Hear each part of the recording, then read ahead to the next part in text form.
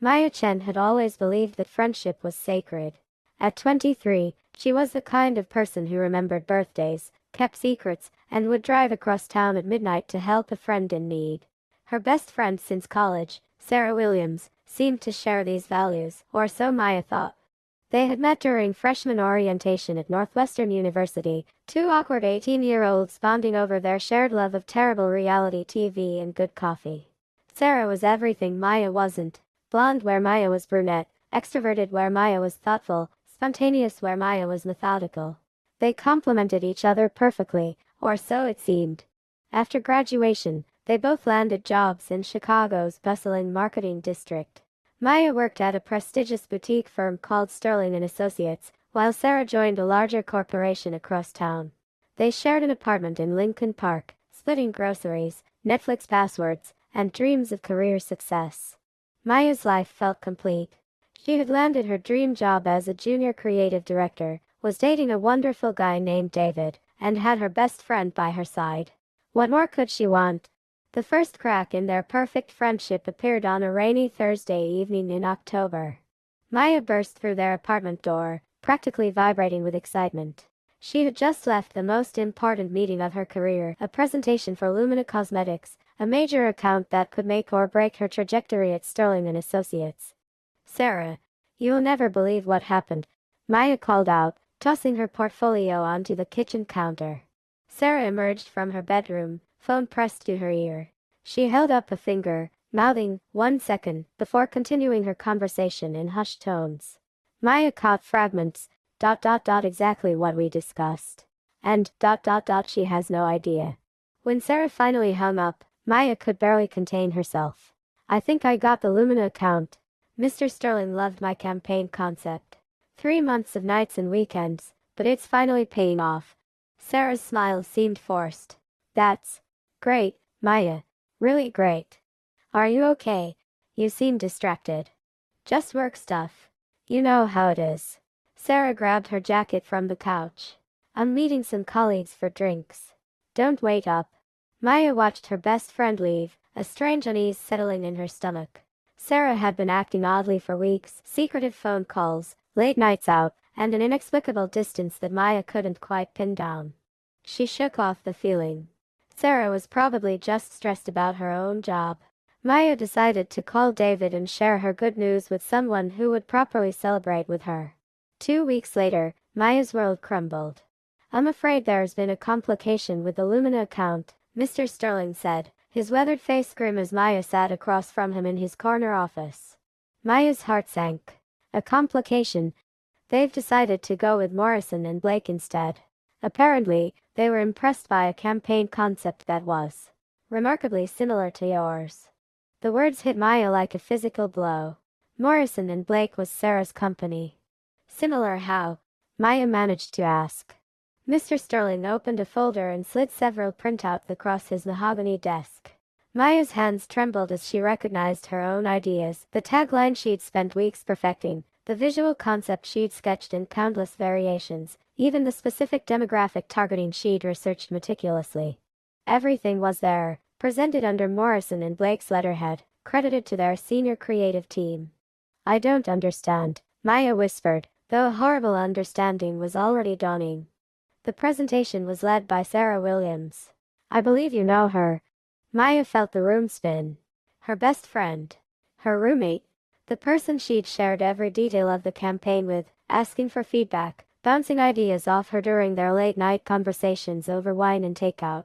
Sarah had stolen her work. Not just stolen it, she'd betrayed every confidence, exploited every moment of trust, and used their friendship as a weapon against her. "Maya, I want you to know that we don't hold you responsible for this breach of confidentiality," Mr. Sterling continued. "However, Lumina was our biggest potential client this quarter. The partners are disappointed." Maya barely heard the rest of the conversation. Something about reviewing security protocols and being more careful about discussing sensitive projects. She nodded numbly, gathered the printouts, and somehow made it back to her desk. For the rest of the day, she sat staring at her computer screen, unable to process what had happened. Colleagues offered congratulations on the Lumina pitch, unaware that it had been stolen from under her nose. Each well-meaning comment felt like another knife twist. When Maya finally returned to their apartment that evening, Sarah was in the kitchen, cooking pasta as if nothing had happened. "Hey, how was your day?" Sarah asked brightly, not even looking up from the stove. Maya stood in the doorway, holding the Morrison and Blake presentations. "How was yours?" "Oh, the usual corporate nonsense. Though we did land a pretty big client today. Lumina Cosmetics, you've probably heard of them." The casual cruelty of it took Maya's breath away.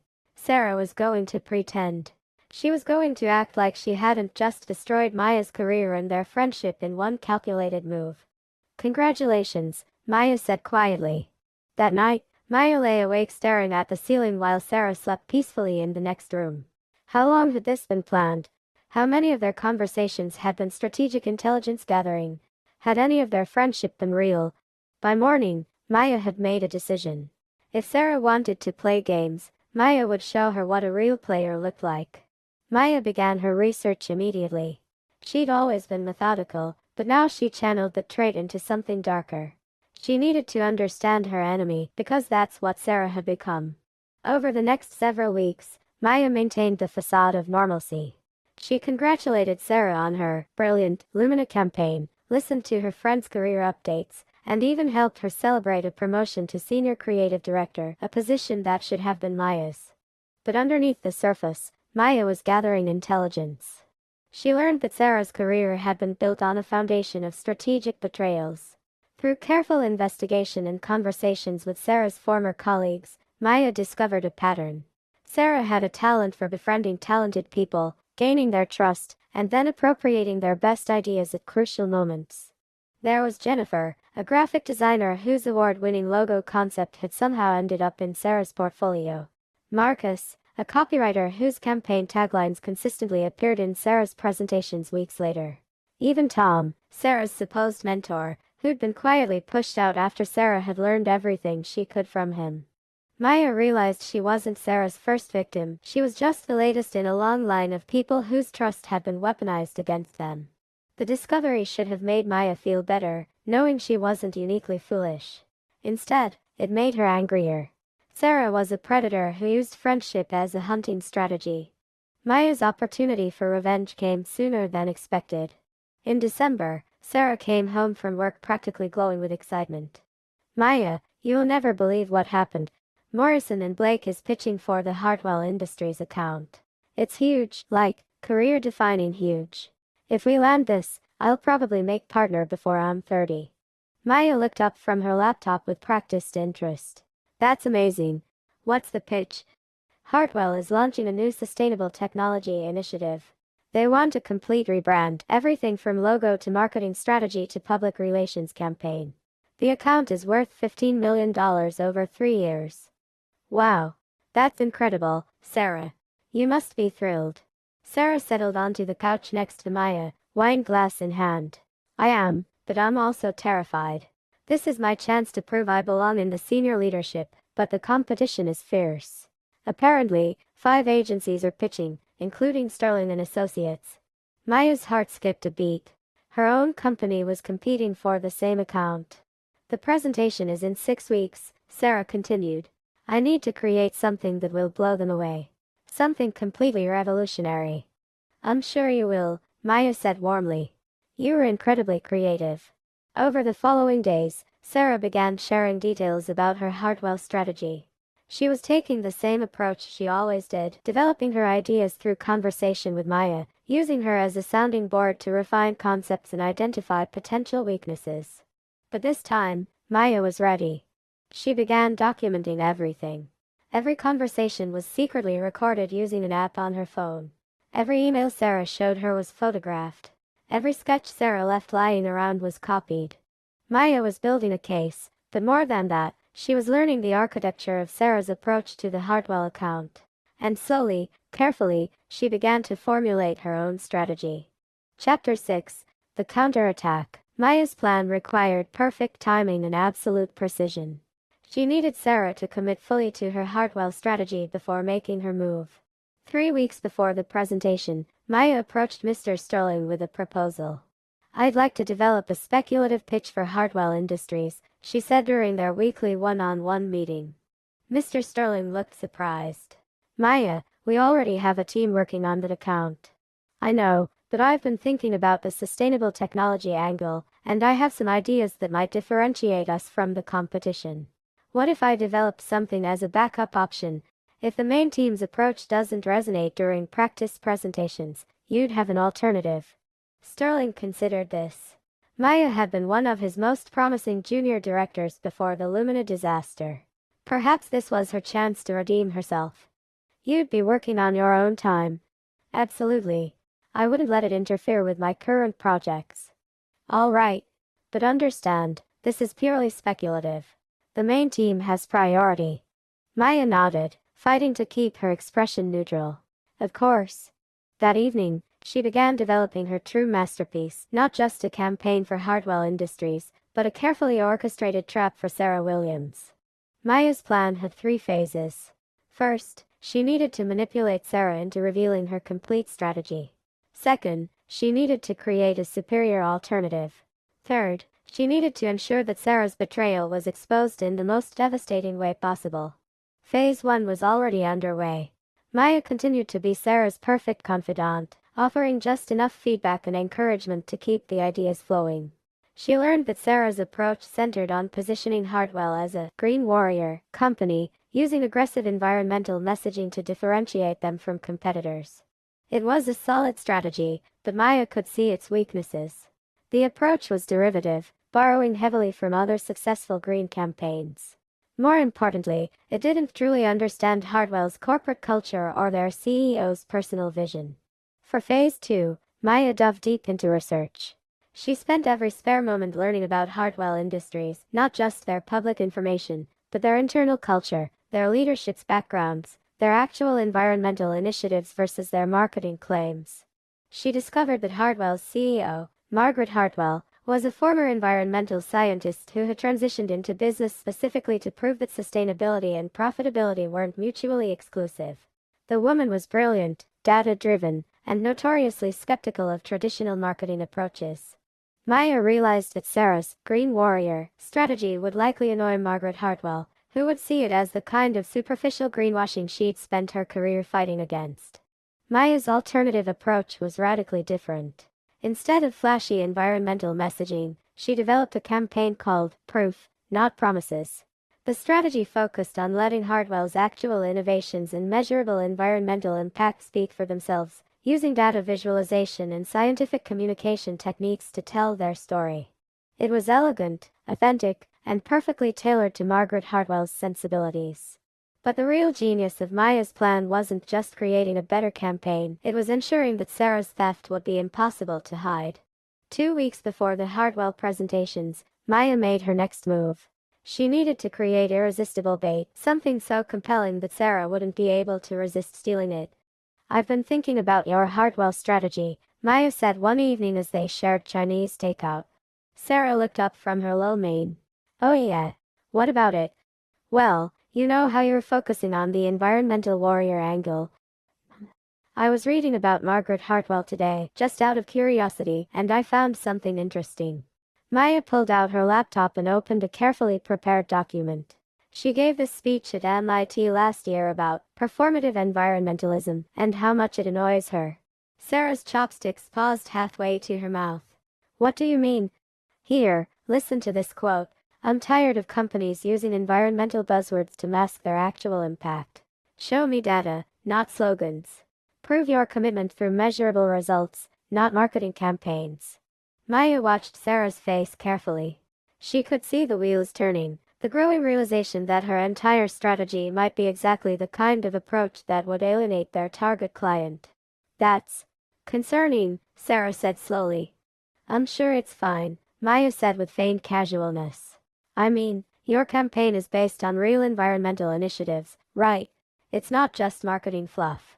But Maya could see the doubt creeping in. Sarah was realizing that her approach might be fundamentally flawed. Over the next few days, Sarah became increasingly anxious about the Hartwell pitch. She started second-guessing her strategy, asking Maya more questions, seeking reassurance that seemed harder and harder to provide. Finally, a week before the presentation, Sarah took the bait. Maya, I need to ask you a huge favor, she said, looking uncharacteristically vulnerable. Of course. What is it? I'm worried about the Hartwell pitch. What if my approach is all wrong? What if I've been thinking about this completely backwards? Maya maintained her supportive expression while her pulse quickened. I'm sure your instincts are right, Sarah. But what if they're not? This account could make my career, but it could also destroy it if I completely misread what they want. Sarah was quiet for a long moment, then looked up with desperate eyes. You are so good at research and strategy. Would you mind taking a look at Margaret Hartwell's background? Maybe you could help me figure out how to adjust my approach. Maya pretended to consider this. I don't know, Sarah. I'm pretty swamped with my own projects. Please, Maya. I know I'm asking a lot, but you are the smartest person I know when it comes to client psychology. I just need someone to help me see this from a different angle. Well, Maya let uncertainty creep into her voice. I suppose I could do some research. But you'd have to give me access to all your materials so I understand what you're working with. Of course, anything you need. That night, Sarah shared her complete Hartwell presentation with Maya. Every slide, every piece of research, every strategic element she'd developed over the past month. Maya now had everything she needed for Phase 3. Maya spent the following week crafting her masterpiece of revenge. She took Sarah's flawed strategy and created something that looked like an improvement but was actually a sophisticated trap. She developed a hybrid approach that incorporated Sarah's Green Warrior messaging but layered it with data-driven elements that seemed to address Margaret Hartwell's preferences. On the surface, it looked like a brilliant evolution of Sarah's original concept. In reality, it was a Trojan horse designed to fail spectacularly. Maya knew from her research that Margaret Hartwell particularly despised companies that tried to have it both ways, using both emotional environmental appeals and scientific credibility claims without truly committing to either approach. The hybrid strategy Maya created would trigger this exact pet peeve. But the real trap was more subtle. Maya embedded several elements in the strategy that she knew would backfire during the actual presentation. She suggested opening with a video testimonial from an environmental activist who, according to Maya's research, had publicly criticized Hartwell Industries just 6 months earlier for not going far enough with their sustainability initiatives. She recommended using a specific data visualization technique that looked impressive but would actually obscure the strength of Hartwell's real environmental impact, something Margaret Hartwell would immediately recognize as misleading. Most importantly, she crafted a closing statement that used language almost identical to a campaign that Hartwell's biggest competitor had launched the previous year. Each element individually might have been overlooked. Together, they would create a presentation that demonstrated a fundamental misunderstanding of both the client and the competitive landscape. Maya packaged her sabotage strategy in a beautifully formatted document titled Hartwell Industries, Strategic Recommendations and Refined Approach. She made it look like the result of careful research and thoughtful analysis. Sarah, I think I've found a way to strengthen your campaign, Maya said, presenting the document with Oscar-worthy sincerity. Sarah's face lit up as she reviewed the recommendations. Maya, this is incredible. You've taken my concept and made it so much more sophisticated. The data integration, the testimonial idea, this closing statement, it's perfect. I'm glad you like it. I really think this addresses Margaret Hartwell's concerns while keeping the emotional impact of your original vision. Sarah was practically glowing. I can't believe how brilliant this is. You've saved my entire presentation. Maya smiled warmly. That's what friends are for. The Hartwell Industries presentations were scheduled for a Tuesday morning. 5 agencies would present their campaigns to Margaret Hartwell and her executive team, with each presentation lasting 30 minutes followed by a brief Q&A session.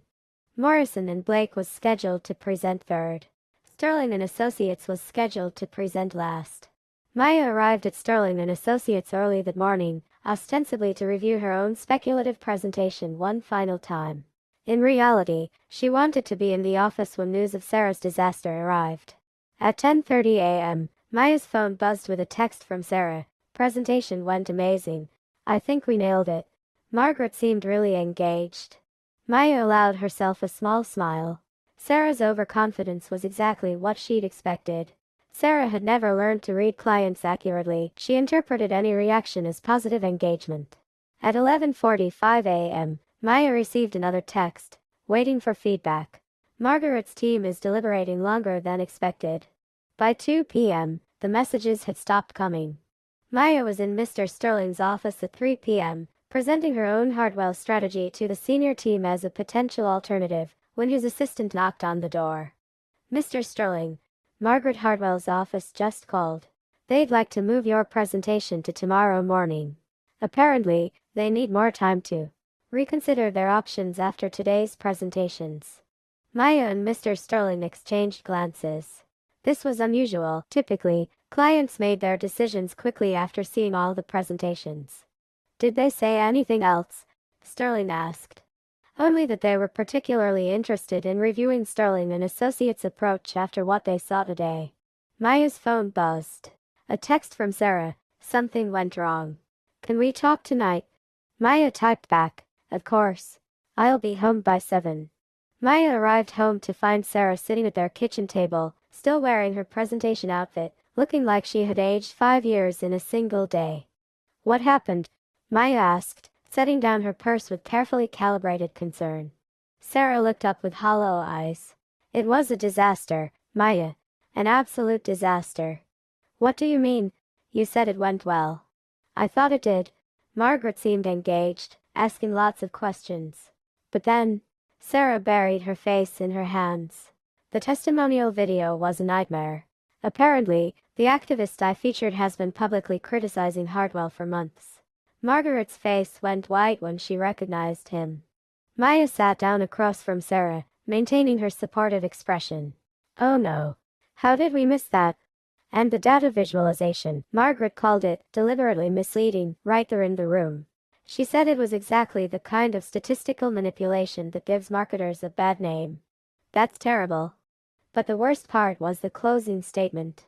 Margaret stood up in the middle of my presentation and said, "This is nearly identical to the campaign our competitors launched last year. Did you think we wouldn't notice?" Sarah's voice broke slightly. Maya, she asked me to leave. In front of her entire executive team, she asked me to pack up my materials and leave the building. Maya reached across the table and squeezed Sarah's hand. I'm so sorry. That sounds humiliating. My boss called an hour later. I'm being removed from all major accounts pending a review of my strategic judgment and client research capabilities. My career is basically over. They sat in silence for several minutes. Maya could see Sarah processing the destruction of everything she'd worked for, trying to understand how her moment of triumph had become her professional execution. I don't understand what went wrong, Sarah finally said. The strategy seemed so solid. Your research was so thorough. Maya felt a flicker of something, not quite guilt, but a recognition of the magnitude of what she'd done. Then she remembered the Lumina presentation, the casual cruelty with which Sarah had stolen her work, the months of career damage she'd suffered as a result. Maybe Margaret Hartwell is just impossible to please, Maya offered. No, that's not it. According to my boss, she specifically asked whether Sterling and Associates was still presenting tomorrow. She said she was curious to see a more thoughtful approach to her company's positioning. Maya felt a surge of satisfaction. Her real Hartwell presentation was scheduled for the next morning, and Margaret Hartwell was apparently looking forward to it. I'm sure tomorrow will go better for Sterling and Associates, Maya said carefully. Sarah nodded absently, then looked up with a strange expression. Maya, can I ask you something? Of course. When you were doing research on Margaret Hartwell, did you find anything about her criticizing environmental marketing approaches? Maya's heart rate increased, but she kept her voice steady. What do you mean? I've been thinking about this all day. You mentioned that speech she gave at MIT about performative environmentalism. But when I tried to find it earlier, I couldn't locate it anywhere online. Maya felt the room shift slightly. Really? That's strange. I could have sworn I saw it. I've been searching for hours. I can't find any record of Margaret Hartwell giving a speech at MIT last year. I can't find the quote you showed me anywhere. The silence stretched between them, heavy with growing realization. Maybe I was confused about the source, Maya said. There's so much information online. But Sarah's expression had changed. The devastation was still there, but now it was mixed with something else, a dawning understanding that was both terrible and inevitable. Maya, where did you really get that information about Margaret Hartwell? Maya looked at her former best friend across the kitchen table and made a decision. She was tired of pretending. Tired of playing the supportive friend to someone who had betrayed her so completely. I made it up, she said simply. Sarah stared at her. What? The MIT speech, the quote about performative environmentalism, all of it. I made it up to manipulate your strategy. But why? Maya almost laughed. After everything that had happened, Sarah was still pretending she didn't know. Lumina Cosmetics, Maya said. Sarah's face went pale. Maya, 3 months of work. 3 months of my best ideas, my research, my strategy. You stole everything and then pretended like nothing happened. That wasn't. I didn't mean for it to happen like that. Didn't mean for it to happen like that. Maya's voice rose for the first time. Sarah, you stole my work and then came home and cooked pasta like it was just another Tuesday. You looked me in the eye and congratulated yourself on your brilliant campaign. Sarah was quiet for a long moment. When she finally spoke, her voice was barely above a whisper. How did you know? About Lumina. My boss showed me Morrison and Blake's presentation. Every idea, every tagline, every strategic element, it was all mine. You didn't even bother to change the market research demographics. No, I mean, how did you know how to do this? How to manipulate my presentation so perfectly? Maya considered the question. How had she known? The answer was both simple and devastating. Because I know you, Sarah. I know exactly how you think, how you make decisions, what your weaknesses are. 4 years of friendship taught me everything I needed to destroy you. Sarah flinched as if she'd been slapped. And more than that, Maya continued, I know you never actually research your clients. You develop your strategies based on assumptions and then hope for the best. If you'd spent even an hour actually learning about Margaret Hartwell, you would have known that my fake quote was inconsistent with everything else she's said publicly. Maya, please. I know I made a mistake with Lumina, but, a mistake? Maya stood up from the table. Sarah, I talked to Jennifer Morrison, your old colleague from your first job. I talked to Marcus Chen from your internship. I know about Tom Bradley, your supposed mentor who mysteriously lost his position after you learned his client management techniques. Sarah's face crumbled. You investigated me. I discovered that you were not a creative professional. You were a parasite. You build relationships specifically to exploit them. You've been doing it your entire career. The words hung in the air between them. Maya felt a strange mix of satisfaction and emptiness. She had finally said everything she'd been thinking for months.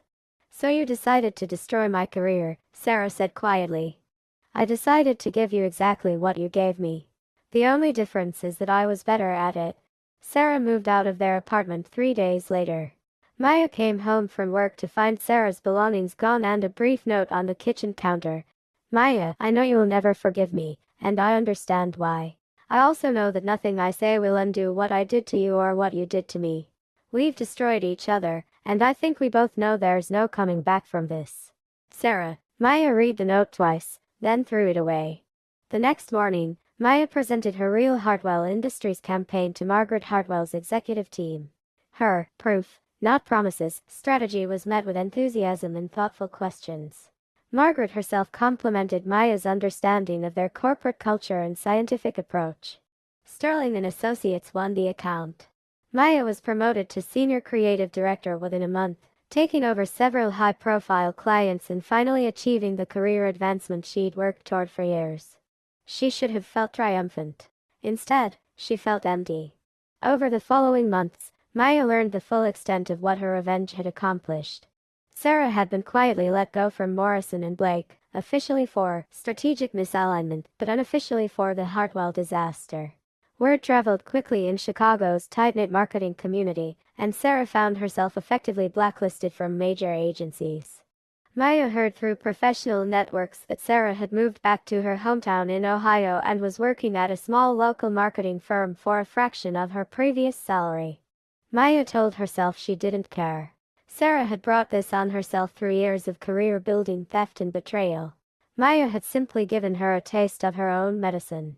But late at night, alone in an apartment that felt too big and too quiet, Maya found herself thinking about their college years. She remembered study sessions that lasted until dawn, Sarah bringing her soup when she had the flu, spontaneous road trips and shared dreams of career success. Had any of it been real? Or had Sarah been strategically building a relationship even then, knowing that Maya's analytical mind and creative talents might someday be useful? Maya tried to convince herself it didn't matter. Sarah had made her choices, and Maya had responded accordingly. Justice had been served.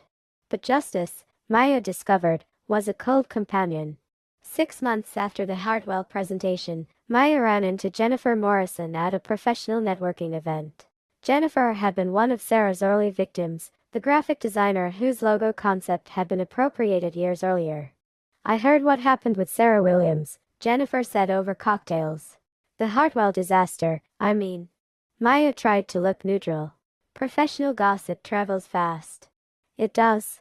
Though I have to say, I wasn't entirely surprised. Sarah always seemed to have trouble with client research." Maya felt an unexpected stab of something, guilt, regret. "What do you mean?" "Well, when she worked with us, she had this tendency to make assumptions about what clients wanted without really digging into their backgrounds. It bit her a few times, though never as dramatically as with Hartwell." Jennifer took a sip of her drink. "Though I always wondered if she'd gotten better at research over the years. Some of her later campaigns showed a much deeper understanding of client psychology than her early work." Maya's stomach dropped. "What do you mean?" "Like the Lumina campaign she did. It was brilliant, perfectly tailored to their brand identity and market position. Someone had clearly done their homework." Maya excused herself and spent the next 20 minutes in the bathroom, trying to process what Jennifer had implied. Sarah's later successes hadn't been just theft, they'd been theft combined with Maya's research and strategic thinking. Sarah had been using Maya's analytical skills to overcome her own professional weaknesses. Maya had been Sarah's secret weapon, unknowingly collaborating on the very campaigns that built Sarah's reputation. The realization made Maya's revenge feel both more justified and more hollow. She had been used more extensively than she'd ever realized, but she had also been complicit in her own exploitation. As Maya's career continued to flourish, she found herself becoming increasingly isolated. The success felt empty without someone to share it with, and she discovered that her capacity for trust had been fundamentally altered. She went on dates but found herself analyzing every conversation for signs of manipulation. She made professional connections but kept them carefully surface level, never allowing anyone too close to her strategic thinking or creative process. Maya had protected herself from future betrayal, but she had also cut herself off from genuine connection. One evening, while working late on a campaign for a new tech client, Maya found herself thinking about Sarah's note. "We've destroyed each other, and I think we both know there's no coming back from this." At the time, Maya had dismissed this as self-serving dramatics. But now she wondered if Sarah had been more perceptive than Maya had given her credit for. Maya had set out to destroy Sarah's career, and she had succeeded completely. But in the process, she had also destroyed her own capacity for friendship, trust, and authentic professional collaboration. She had won the war but lost something essential about herself. 18 months after Sarah had moved away, Maya encountered her at O'Hare Airport. Maya was returning from a business trip to New York, riding high from landing another major account, when she spotted a familiar figure at a departure gate. Sarah looked different, thinner, more tired, wearing clothes that suggested a much smaller wardrobe budget. She was reading a paperback novel and occasionally checking her phone with the distracted air of someone killing time before a flight. Maya's first instinct was to walk in the other direction. She had no desire to rehash their history or engage in an awkward confrontation in an airport terminal. But something made her stop. Maybe it was curiosity about how Sarah was doing, or maybe it was a need to see for herself the full extent of the damage she had inflicted. Maya approached slowly, and Sarah looked up as her shadow fell across the seating area. For a moment, neither of them spoke. Then Sarah closed her book and offered a tired smile. "Hello, Maya." "Sarah." Maya hesitated, then sat down in the chair across from her. "How are you?" Managing." "And you?" "I heard about the Hartwell success and the promotion." "Congratulations." Maya studied Sarah's face for signs of bitterness or resentment, but found only resignation. "Thank you. Where are you heading?" "Back to Ohio. I was in Chicago for a conference, Small Business Marketing Strategies." It's a different world from where we used to work. They sat in silence for several minutes, two former friends separated by too much history and hurt to bridge. Finally, Sarah spoke. Maya, I need to say something, and then I'll leave you alone. Maya braced herself for accusations or pleas for forgiveness. I deserved what happened to me, Sarah said quietly. Not just the Hartwell disaster, but all of it. I know you know about Jennifer and Marcus and the others. I know you figured out what I really am. Maya said nothing. I want you to know that I understand why you did it. I understand that it was justice, in its way. And I want you to know that it worked, not just the professional consequences, but the personal ones. I've had to look at myself, really look, for the first time in years. Sarah's voice was steady, but Maya could see the effort it took to maintain her composure. I've been in therapy, trying to understand why I kept doing what I did, why I kept hurting people who cared about me. The answer isn't pretty, but at least it's honest. And what's the answer? Maya asked, surprising herself by engaging. I was afraid. Afraid that I wasn't actually talented enough to succeed on my own. Afraid that if I stopped taking shortcuts, I'd discover that I didn't deserve the success I wanted so badly. Sarah looked directly at Maya for the first time since the conversation began. The irony is that by trying to prove I deserved success, I guaranteed that I'd never actually earn it. Every stolen idea, every appropriated concept, it all just confirmed that I wasn't good enough to make it honestly. Maya felt an unexpected twist of something that might have been sympathy. Why are you telling me this?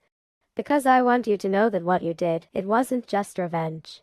It was the thing that finally forced me to confront you.